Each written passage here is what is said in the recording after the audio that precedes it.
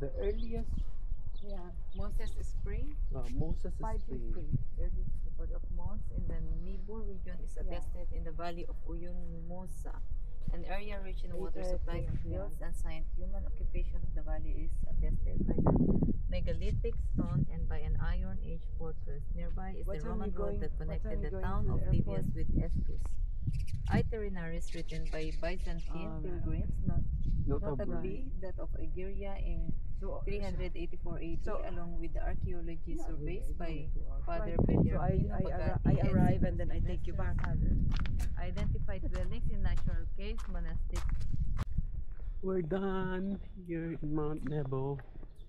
Up to the Siaga. Up to the next monastery.